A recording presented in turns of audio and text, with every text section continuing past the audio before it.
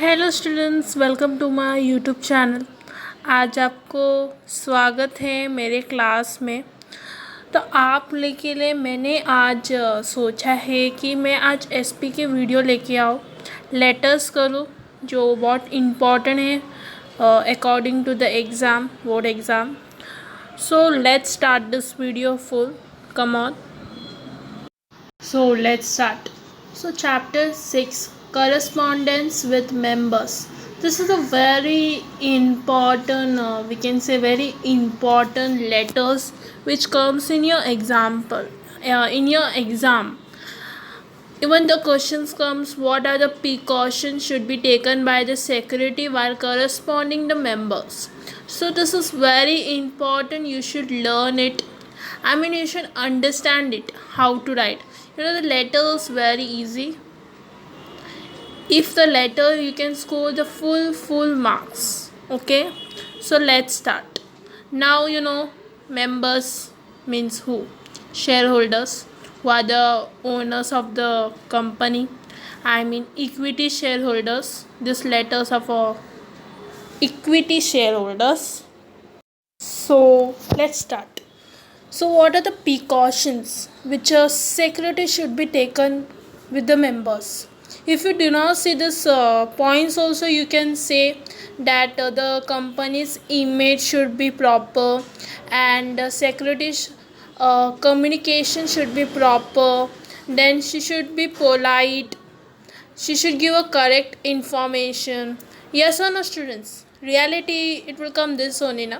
So this only points you have to write. So this is that correct information is the first point which provides a correct information. She should provide a correct information, should be update and factual information to the members. What is up to date means जो दिन में वो date आया, like जो दिन में बोला है कि वो काम करो तो वो करना ही चाहिए।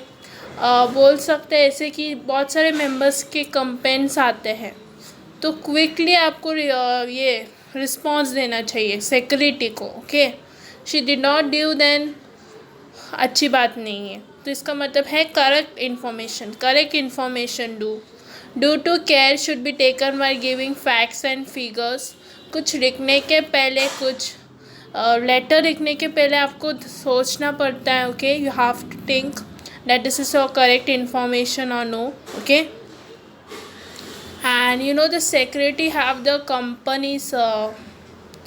company's secrets, so she should be careful that by mistake also that secret should be not come, she should not say to anyone. Okay, these things also she have to take care. Now what is ruled language means? She should use a simple words, we can say simple sentence, not a difficult words, because the member who is shareholders, they should understand what she want to say. It means what letter want to say. The secretary must use simple words, simple sentence, and adopt a converting style. Okay, her converting style should be very nice. Means she should talk very nicely, and simple words she have to use, simple sentence which a shareholders or anyone can understand it. And technical words, long sentence should be avoided in the letter. It's where it happens कि आप कुछ letters पढ़ते हो तो आपको कैसा लगता है, अरे इतना बड़ा सेंटेंस, कंटार आ रहा है। सो ऐसे होता है ना, तो वैसे मेंबर्स को भी होता होगा। तो that's why it said that security को अवॉइड करना चाहिए बड़ा बड़ा सेंटेंस लिखने के लिए, और बड़े बड़े वर्ड्स जो डिफ़िकल्ट हो रीड करने के लिए भी, और कंटार भी आ जाए, मीन्स बोर भी हो जाए जो पढ़ने वाले हैं। Okay, it should be easy to understand, वो समझ में ईजी होना चाहिए। ओके, सो ये 2 पॉइंट हो गए, ये 2 पॉइंट उनको सेक्रेटरी को फॉलो करना है। Now third point is prompt response. इसका मतलब है जब भी पूछा ना, लाइक कंप्लेन आया, कुछ आया है तो फटाफट रिप्लाई देना चाहिए। ओके, 1 2 3 दिन डिले नहीं करना चाहिए। जैसे कि आप लोग के साथ भी होता है कि आपके फ्रेंड्स, आपने कुछ पूछा आपको अच्छा लगेगा जब वो 2 कि 3 दिन के बाद ही विल रिप्लाई और शी विल रिप्लाई यू, नहीं ना, तो वैसे ही होता है। The secretary must be prompt in sending replies to the letters received from the members. इसका मतलब है सेक्रेटरी को फटाफट रिप्लाइज देना चाहिए जो लेटर्स रिसीव किए मेंबर्स से, उसे डिले नहीं करना चाहिए, जैसे जाने देना 5 दिन के बाद दे दूँगी, no. Okay, any questions or queries raised by the members must be promptly replied by the secretary। मतलब जो members हैं उनको कुछ कंप्लेंट्स और कुछ क्वायरीज है तो वो सॉल्व होना चाहिए by the secretary। complaint letters should be promptly attained to without any delay। या जब कुछ कंप्लेंट लेटर्स आते हैं तो आपको ना वो फटा आंसर देना ही चाहिए, आप 2-3 दिन नहीं ले सकते उसके लिए। वही दिन आया वही दिन मैसेज, वही दिन लेटर लिख के उनको भेज दो। ओके, सीक्रेसी, इसका मतलब है secrets. Now the secretary should not disclose any confidential information of the company to the members. मैंने अभी बोला आपको, सेक्रेटरी के पास कंपनी के बारे में सब कुछ पता होता है कि क्या होता है, एवरीथिंग वी कैन से, कितने कैसे प्रॉफिट हो रहा है, तो वो किसी को बोलना नहीं चाहिए, गलती से भी वो बोलना भी नहीं चाहिए, सेक्रेटरी को वो संभालना पड़ता है। इवन वो गलती से भी लेटर में भी नहीं आना चाहिए। Okay, the secretary should be tactful to answer some letters without giving any secret information of the company. कुछ लेटर्स आते हैं तो उसमें आंसर्स ऐसे लिखो जिसमें आपका सीक्रेट इन्फॉर्मेशन भी गलती से ना आ जाए, तो उनको सेक्रेटरी को ध्यान रखना पड़ता है।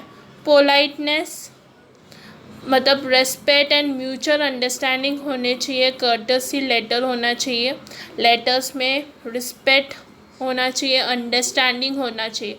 आता है ना कभी कभी letters, your school have decided to give, ऐसा आता है, तो योर स्कूल, इसमें क्या होता है, रेस्पेक्ट बढ़ता है, हाँ उसने अपना स्कूल बोला, तो वैसे ही वर्ड्स, वैसे ही सेंटेंस यूज़ करके रेस्पेक्ट होना चाहिए। ओके, और जो लिखा है लेटर, मतलब जिसने कंप्लेंट दिया है जो मेंबर्स का, उनके क्या लेटर का अंडरस्टैंडिंग होना चाहिए कि वो क्या बोलने चाहते हैं। और politeness means courtesy language. A complaint letter should be replied politely, good. तो ये इसका मतलब होता है कि कंप्लेंट लेटर में पोलाइटली रिप्लाई करो, रूड लैंग्वेज मत यूज़ करो, this is very important. A secretary should not use a rude language.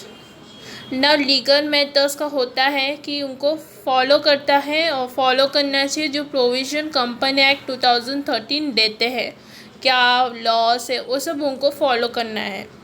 जब ड्राफ्टिंग लेटर होता है तो secretary should concern with legal advice on certain methods. तो लीगल मेथड्स वो होते हैं जो लीगल कुछ प्रोविजंस होते हैं कंपनी एक्ट 2013 वो फॉलो करना है। Okay, this much only it is consideration. The writer should do the importance and consideration to reader, consider the problems of the members. इसका मतलब है जो प्रॉब्लम्स कुछ आ रहे हैं, कंप्लेंट्स आ रहे हैं मेंबर्स से, तो उनको समझना है, उनको इम्पोर्टेंस भी देना है। और नहीं, while sending negative replies he should draft his letters more carefully। if a secretary कुछ नेगेटिव रिप्लाई दे रही है तो उसको सोच समझ कर देना पड़ेगा, जैसे मेंबर्स कुछ हर्ट ना हो। Okay, you know that secretary को इतना ध्यान रखना पड़ता है कि मेंबर्स कभी कभी हर्ट हो जाते हैं, तो हर्ट ना हो। Secretary should make the member feel that the management honestly read regrets refusally. Secretary को मेंबर्स में फील होना चाहिए कि मैनेजमेंट मस्त है, you know, goodwill we can say, कि हाँ ये कंपनी मस्त है, अच्छा रिप्लाई देते हैं, अच्छा करते हैं, बहुत अच्छा है, वैसे ही होना चाहिए। ओके, कैन अंडरस्टैंड, जैसे कि आपका नाम भी स्कूल में अच्छा आता है कि हाँ this is the student who good studies very nicely. Okay, तो वैसे ही कंपनी का नाम भी अच्छा आना चाहिए, तो सेक्रेटरी को संभालना होता है लेटर्स लिखने के टाइम में। Image of the company, Image of the company means the secretary should try to project good image of the company in every situation.